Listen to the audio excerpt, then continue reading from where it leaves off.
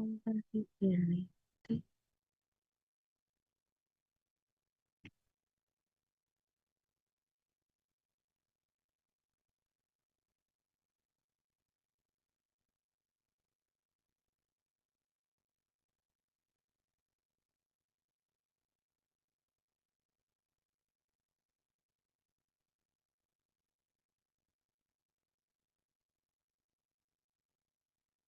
Nah, ini sudah kelihatan ya. Sudah, Ibu. Baik, jadi untuk kita sudah mempelajari interaksi obat, bahwa interaksi obat itu bisa terjadi in vivo maupun in vitro ya. Kalau in vivo itu interaksi itu terjadi ketika obat itu sudah masuk ke dalam tubuh. Kita sudah membahasnya pada pertemuan pertama ya, di mana ada misalnya di suatu rumah sakit atau baik pada rawat inap maupun rawat jalan ya. Kalau rawat jalan yang jelas obatnya bentuk sediaannya adalah per oral.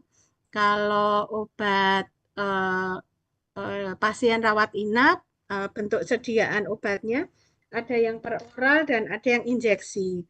Tetapi kalaupun itu diberikan, maka bisa terjadi interaksi obat setelah obat itu masuk ke dalam tubuh manusia. Ya, itu yang kita bicarakan. Kemudian kita cari menggunakan website bisa drugs.com, Medscape ya, atau di buku-buku referensi seperti drug interaction fact begitu ya.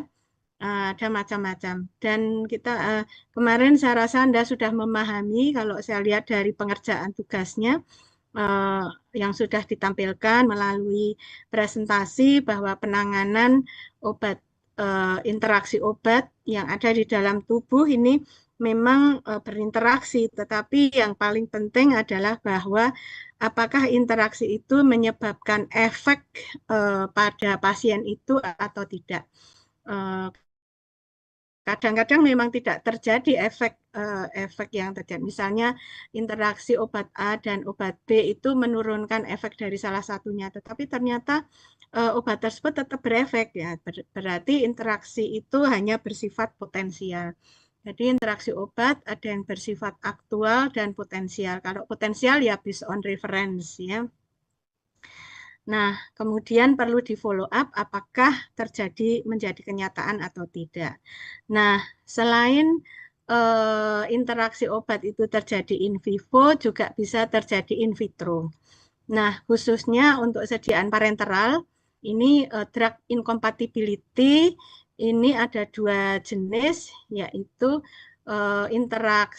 inkompatibilitas fisika maupun inkompatibilitas kimia. Ya. Nah, eh, drug incompatibility ini sebenarnya bisa terjadi pada pencampuran obat padat maupun injeksi. Ya.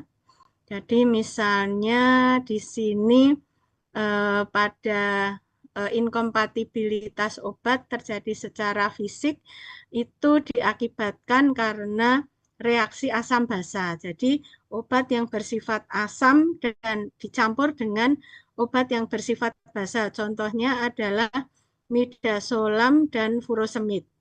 Nah, ini kemudian bisa terjadi presipitasi misalnya. Salting out atau terjadi apa ya namanya? Karena kejenuhan itu melampaui batas begitu sehingga terjadi eh, reaksi eh, penggaraman ini terus keluar. Jadi terjadi partikel-partikel juga. Tapi ini penyebabnya adalah salting out. Jadi misalnya magnesium sulfat dengan kalsium klorida. Kemudian gas generating reaction. Jadi interaksi obat ini drug incompatibilities ini mengakibatkan timbulnya gas. Contohnya sodium bikarbonat dan metoclopramid HCl. Kemudian cracking dari emulsi, misalnya pada TPN, ini terjadi kerusakan, ya. TPN and TPN, kemudian ada penambahan obat lain. Kemudian dilution related incompatibilities.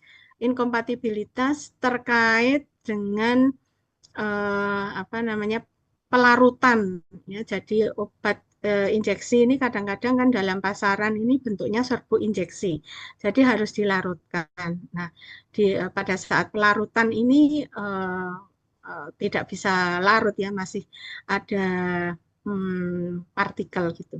Jadi ini ada contohnya adalah diazepam dan salin.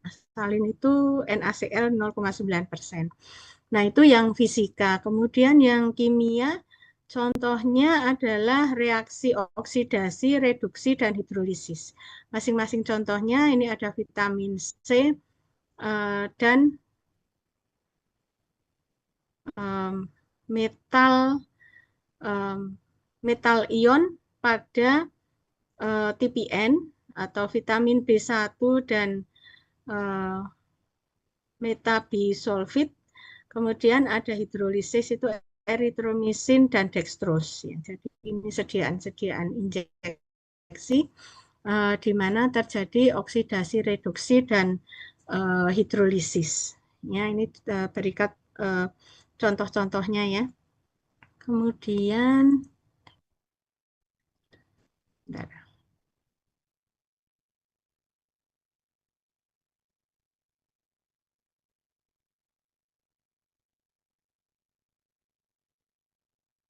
Nah,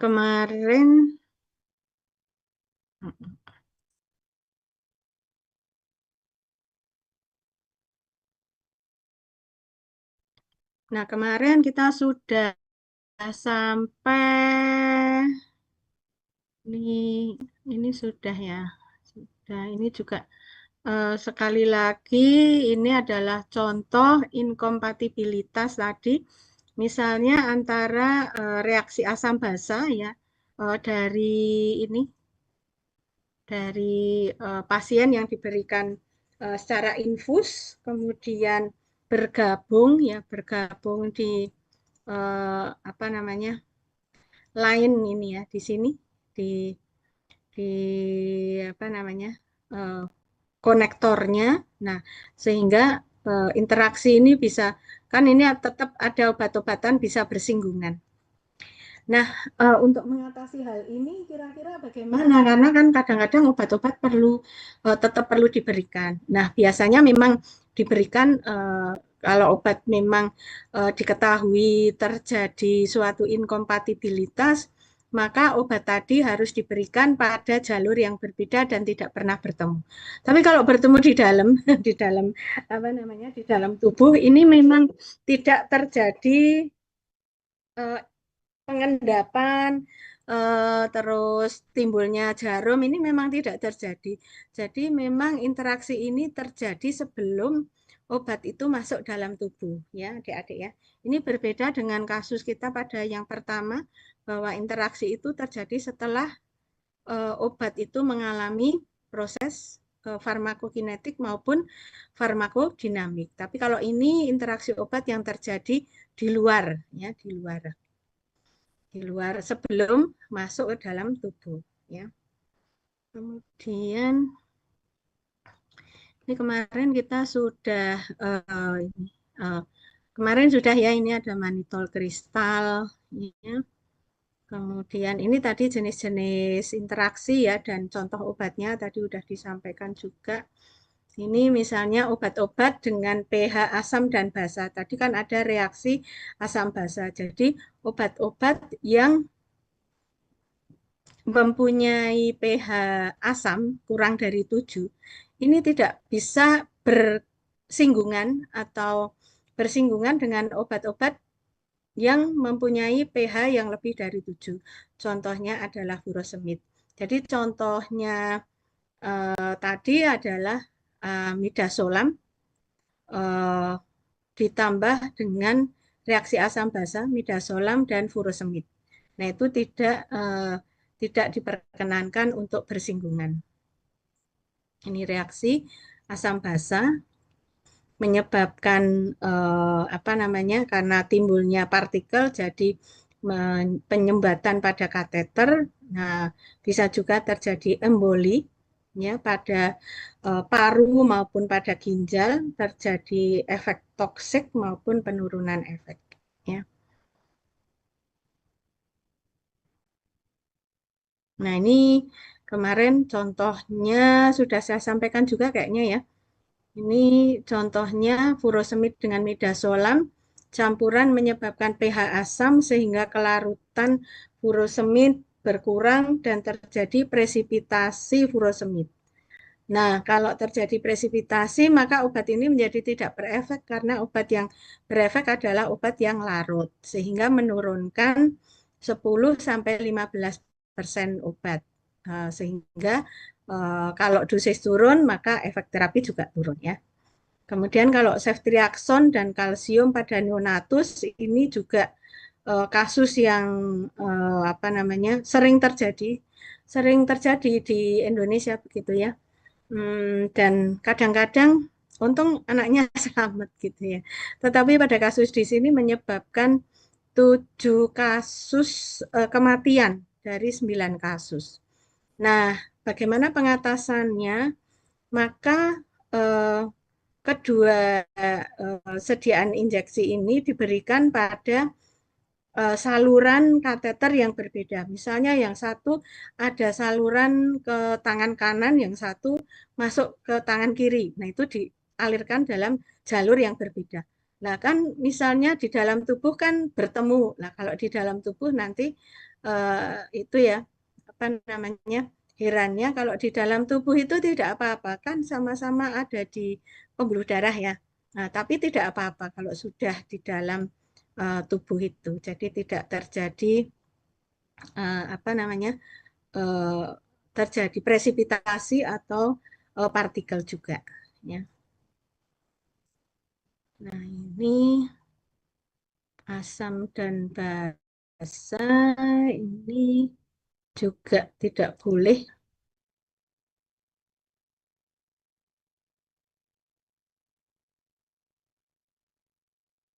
Nah ini konektor-konektor seperti ini ya yang tidak boleh ya dicampurkan seperti itu.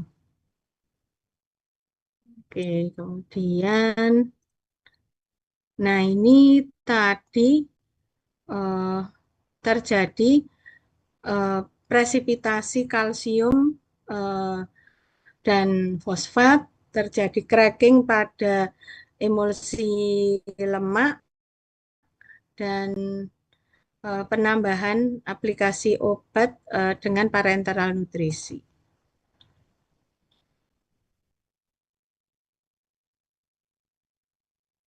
Nah, eh, sebenarnya parenteral nutrisi itu ada suatu aturan yang menyebutkan tidak boleh ditambahkan apapun ke dalamnya ya karena mudah misalnya bentuknya emulsi begitu atau lipid begitu, nah ini mudah rusak. Ya, namun demikian ini ada 4 kriteria obat-obatan yang dapat ditambahkan kepada parenteral nutrisi. Contohnya adalah insulin, heparin, dan pepsid. Ya. Jadi ini hasil dari parenteral nutrisinya. Regimen dosis ini stabil dalam waktu 24 jam. Pharmacokinetic profile supporting infusion 24 jam juga. Staf eh, pelarut parenteral nutrisi ini stabil. Infusion rate-nya dan perlu dokumentasi stabilitas fisika dan kimia dalam waktu 24 jam. Nah, ini ada terjadi eh, lapisan di atas ya menunjukkan cracking pada parenteral nutrisi atau ini kan ada garis putih ya. Nah, ini terjadi pemisahan minyak dan komponen minyak dan air dari suatu emulsi. Atau di sini terjadi coalescence di mana partikel trigliserida yang kecil ini menjadi bentuk partikel yang besar ya, sehingga di sini tampak kekuningan seperti itu.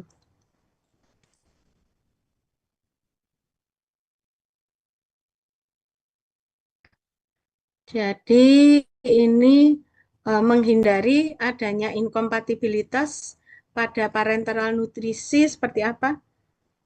Never use parenteral nutrisi, jangan menggunakan parenteral nutrisi untuk terapi elektrolit.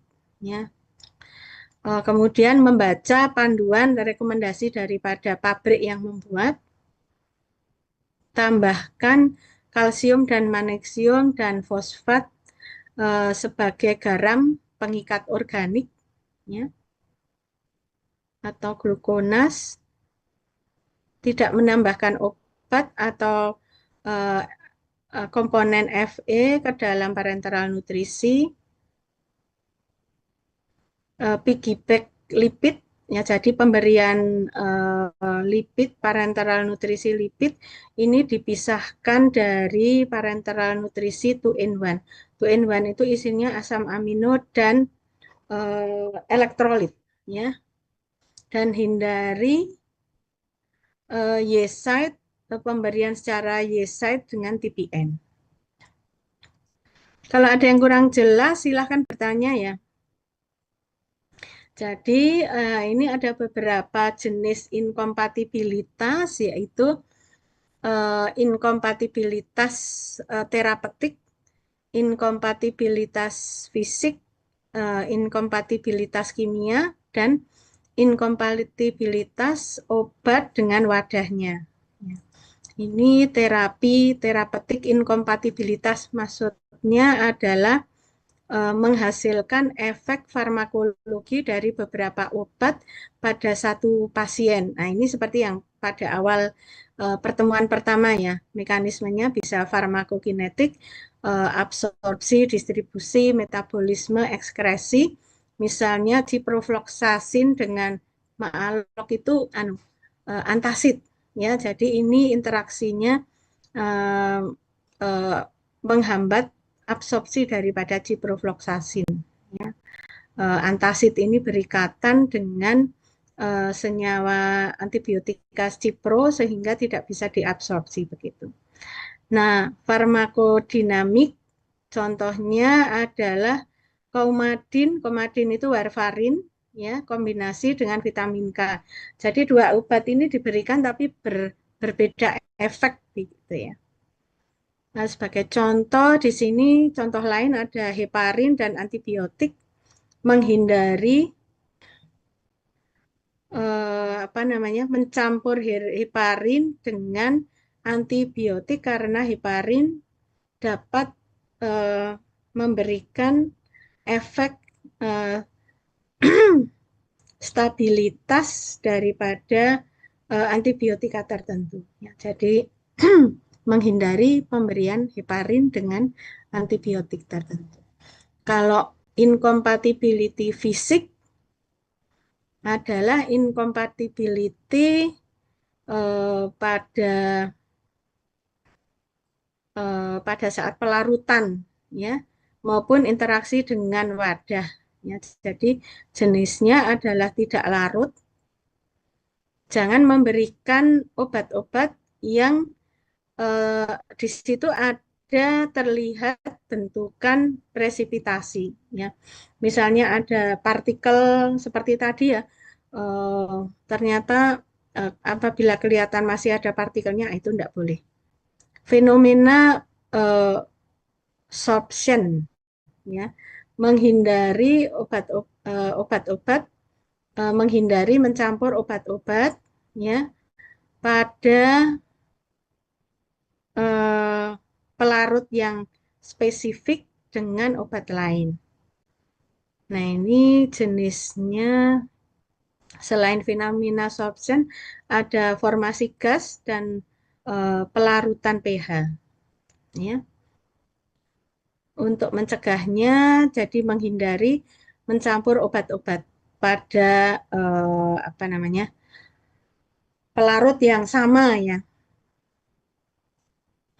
Namun jika dikehendaki adanya obat-obat yang memang di situ diperlukan eh, banyak obat gitu, maka tiap obat ini harus dimasukkan di dalam siring yang berbeda. Ya, zaman dulu ini Bu Vita masih apa ya namanya, dulu masih S2 itu masih S2 bekerja di suatu klinik. Ini sering ini beberapa obat itu dicampur dalam satu spek. Tapi waktu itu saya juga belum apa namanya belum mengerti ya sebenarnya hal ini adalah tidak boleh begitu. Nah, pengetahuan mengenai incompatibility ini memang sangat diperlukan terutama untuk Anda-Anda yang bekerja di rumah sakit, di puskesmas, klinik ya.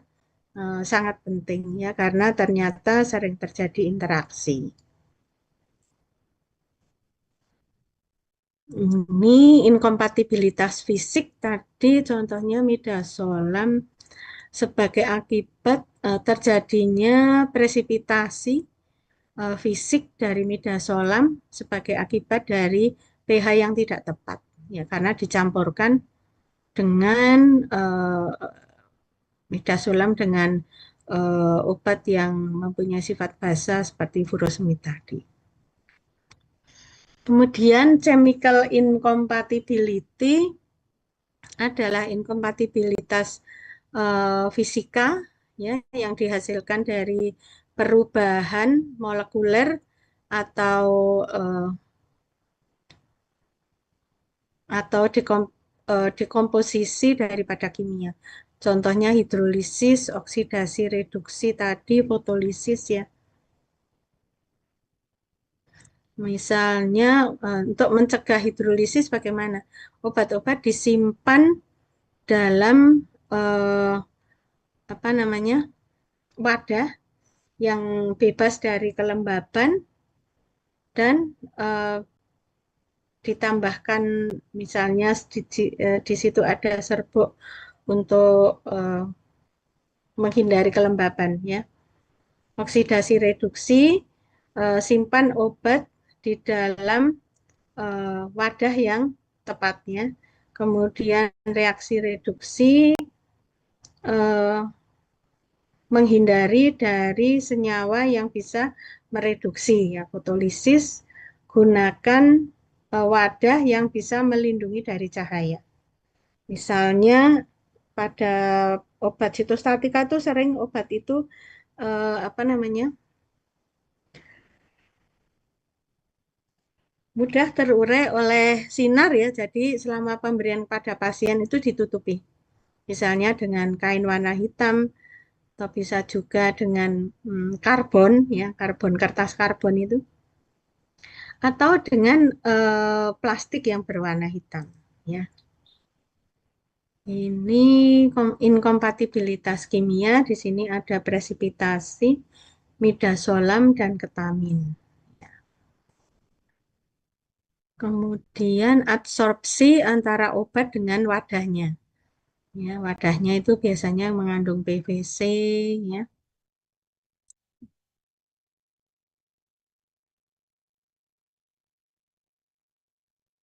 Contohnya adalah propofol ya di sini. Faktor-faktor yang menyebabkan inkompatibilitas adalah adanya perbedaan di dalam pH, ya, perbedaan di dalam pH, kemudian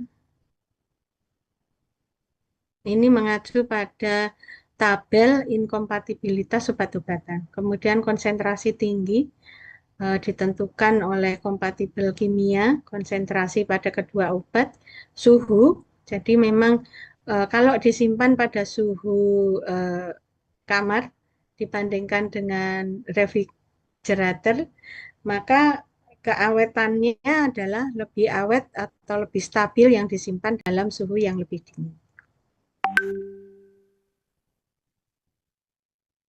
Di sini disebutkan bahwa refrigerate IV admixture Jika tidak digunakan dalam waktu 1 jam sesudah mixing atau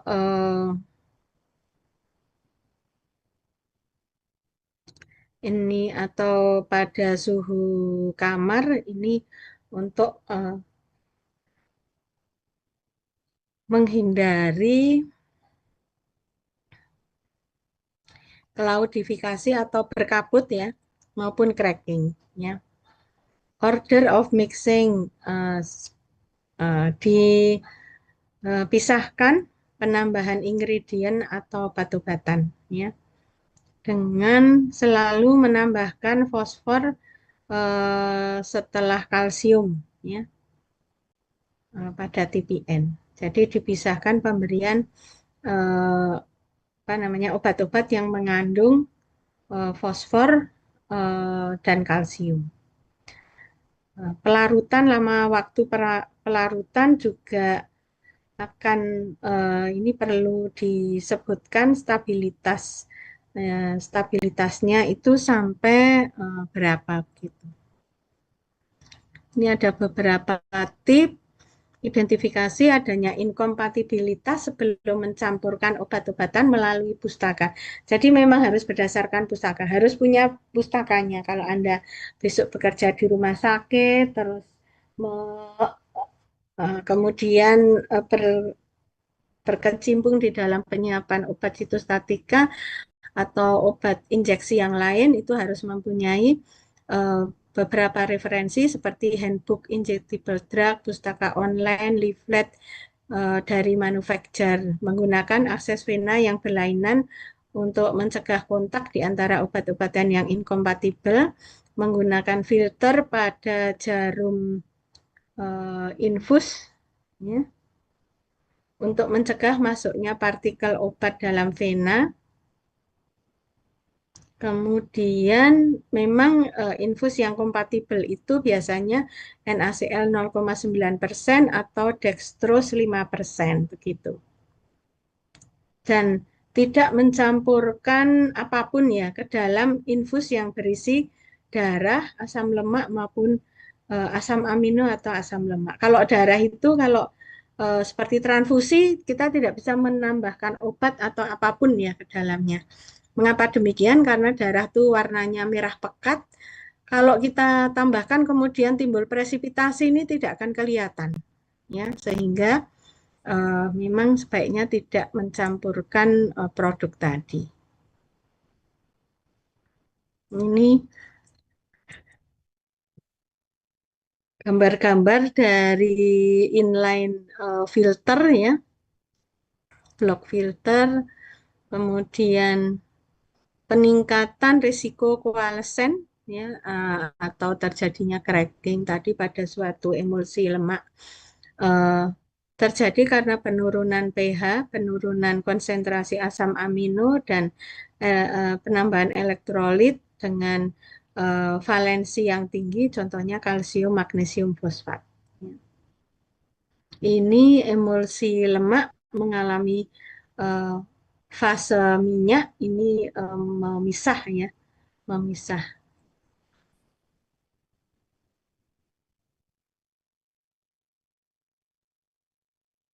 Ini upaya preventif tadi ya, terjadinya inkompatibilitas selalu mengecek data kompatibilitas, menstandarisasi protokol eh, untuk eh, penyiapan obat, ya. Jadi ada protokolnya, kemudian memeriksa apa namanya eh, alternatif administration atau pemberian dan memisahkan dosis obat eh, berdasarkan waktu dan tempat menggunakan multilumen catheter maupun menggunakan inline filter.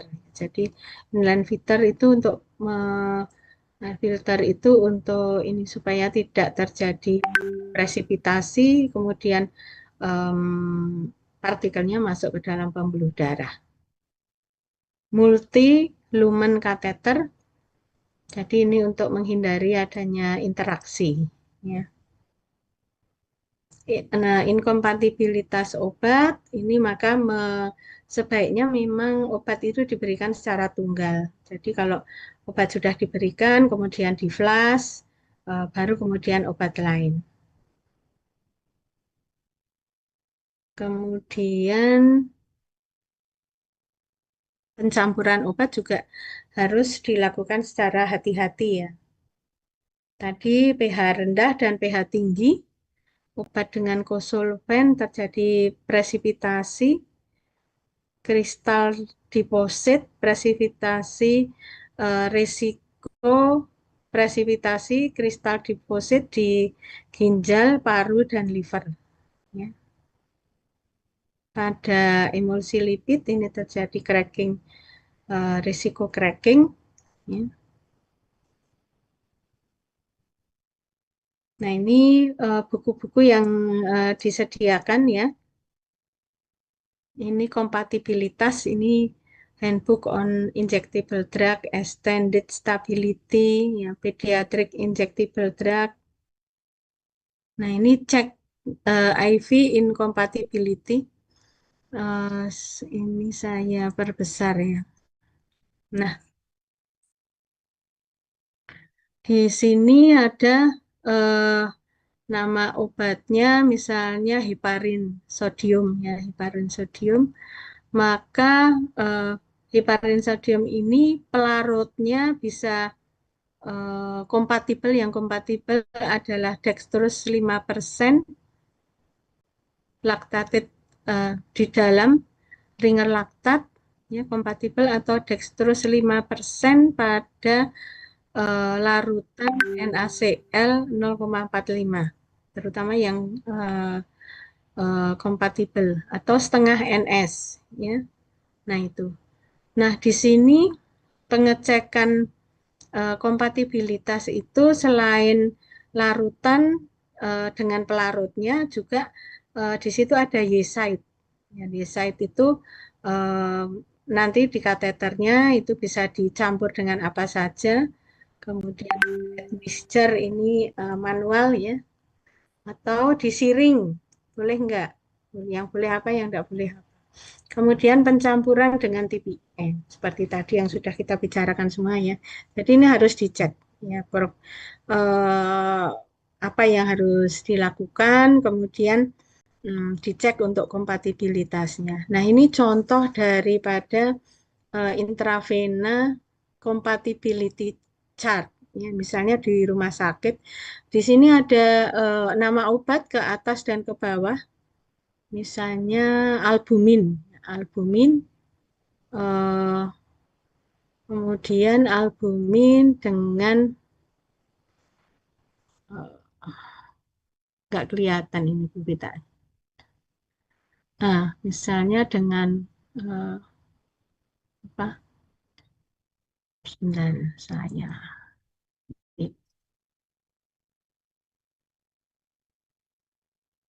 Jadi ini ada Y, Y itu adalah physically compatible in Y site, ada I Gaussian, I itu adalah Gaussian. Jadi ini orang di rumah sakit itu membuat karena kadang-kadang yang dioplos kan itu saja ya. Jadi ini membuat daftar obat-obat yang incompatible. Jadi harus dicek dulu ada IV compatibility chart. Kalau sudah di sini disebutkan kompatibel, maka boleh dilakukan pencampuran gitu. Sebenarnya untuk mempermudah ya, apa namanya, kartu atau chart ini. Iya. Oke, sampai di sini ada pertanyaan?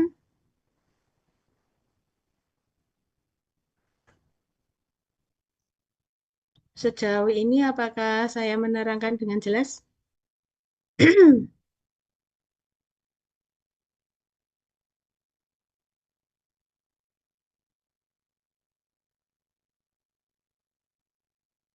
Jelas Ibu. Gimana? Jelas Ibu. Oke, sudah jelas ya. Oke. Nah, eh, pada pencampuran obat, apa namanya, obat parenteral itu misalnya untuk sediaan injeksi ya. Nah, itu ini saya stop share dulu, saya tambah menambahkan materi mengenai BUD ya, Beyond Use Date. Ya, sebentar. Use Date.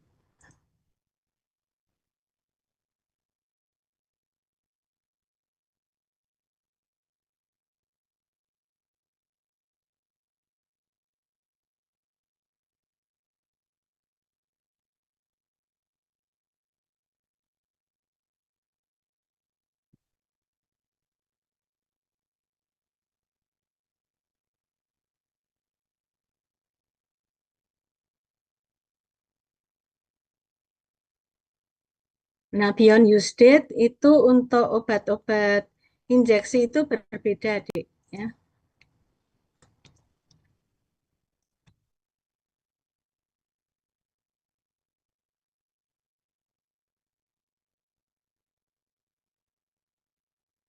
Nah, Beyond Use Date untuk obat-obat injeksi itu berbeda. Jadi kalau ada beberapa hal yang mempengaruhi Beyond Use Date pada sediaan injeksi yang dicampurkan. Kalau misalnya serbuk injeksi itu masih utuh, maka expired date pada sediaan tadi adalah sesuai yang tertera pada pabrik. Kalau pabrik mengatakan bahwa ini 3 tahun, maka expired date-nya adalah 3 tahun. Namun bila sudah dilarutkan, maka terjadi penurunan apa namanya penurunan stabilitas. Ya. Jadi stabilitasnya yang tadinya serbuk ini dalam bentuk cair. Memang stabilitas obat dalam bentuk serbuk dan cair apabila dibandingkan itu lebih tidak stabil dalam bentuk cairan daripada bentuk serbuk. Ya. Terutama apalagi ini obat injeksi yang harusnya steril. Jadi tadi kan ada inkompatibilitas. Misalnya suatu obat itu dari sisi stabilitas itu mempunyai setelah dilarutkan dengan pelarut yang kompatibel tadi mempunyai expired date sekitar 2 hari. Nah, itu dari sisi stabilitas. Tapi ada sisi lain yaitu pertumbuhan mikroba. Jadi kalau melakukan pelarutan sediaan injeksi tapi tidak dilakukan di tempat yang steril, maka apa namanya beyond use date-nya itu akan terjadi penurunan.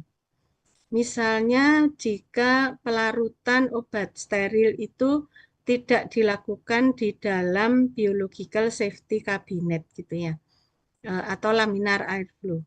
Nah, maka obat itu harus diberikan dalam waktu 1 jam kepada pasien dan harus habis dalam waktu 4 jam. Nah, kira-kira seperti itu. Ini adalah USP 797 yang membahas mengenai apa namanya penetapan BUD pada suatu sediaan injeksi. Ini yang atas adalah untuk sediaan apa namanya untuk sediaan yang bawah itu yang bawah adalah untuk sediaan steril, yang atas untuk sediaan biasa. Sediaan apa? Oral. Bentar saya.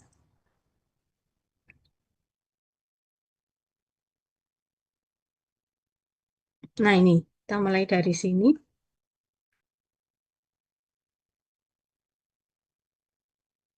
Jadi tergantung daripada tempat melakukan pelarutan. Itu tadi kalau tempat pelarutannya itu tidak di dalam laminar airflow, maka 1 jam harus diberikan pada pasien. Ya. Untuk sediaan yang sudah bagus ya, tidak terjadi inkompatibilitas. Nah, itu adalah 2 hal yang sangat penting pada pencampuran atau pelarutan sediaan injeksi. Nah, kalau misalnya kriteria satu itu pelarutan dilakukan pada hmm, pada laminar airflow dengan eh, ingredient yang semuanya steril. Nah, itu kira-kira berapa lama bisa diberikan? Ya.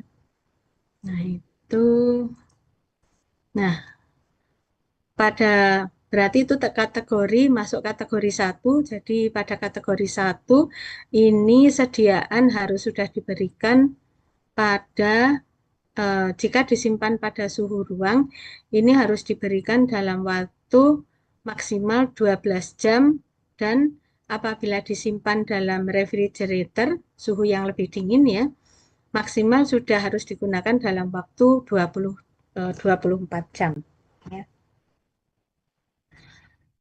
Nah, itu utamanya seperti itu. Ini ada kategori 2 dan ada kategori 3. Namun pada kategori 2 ini jenis obatnya itu apa namanya?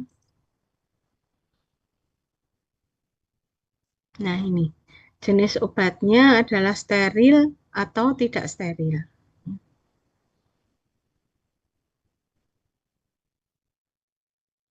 Nah, kalau yang kategori 2 ini ruangannya lebih bagus Ibu, dan mohon kategori maaf, apakah PPT-nya belum dibagikan, belum Oh, ditampilkan? sebentar. Oh iya ya, sorry sorry. Yang terakhir apa, Dek? Di situ apa? Belum ada Ibu dari tadi. Oh, belum. Kalau yang tadi sudah toh, yang ini. Yang ini sudah toh. Sudah Ibu. Yang terakhir ya, yang Ya, BUD ya. Mm-mm. Oke, oke. BUD. Mana tadi? Ya ini. Nah, ini dia. Mm-mm. Nah, mungkin bisa saya ulangi ya. Jadi, pada sediaan injeksi, ini apa namanya selain daripada masalah inkompatibilitas juga ada masalah sterilitas ya yang harus dipenuhi supaya pasien mendapatkan obat yang aman. Sebentar ini mulai dari slide. Nah, ini. Jadi ini aturan diambil daripada USP 797 ya untuk penyiapan obat-obat steril.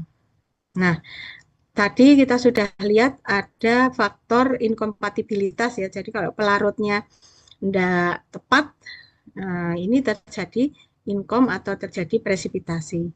Nah, sekarang kalau pelarutnya sudah tepat, itu tetap ada masalah. Masalahnya dua yaitu stabilitas dan stabilitas eh, obat dan sterilitas daripada sediaan. Jadi kalau sudah dilarutkan, tadi terjadi penurunan expired date, toh.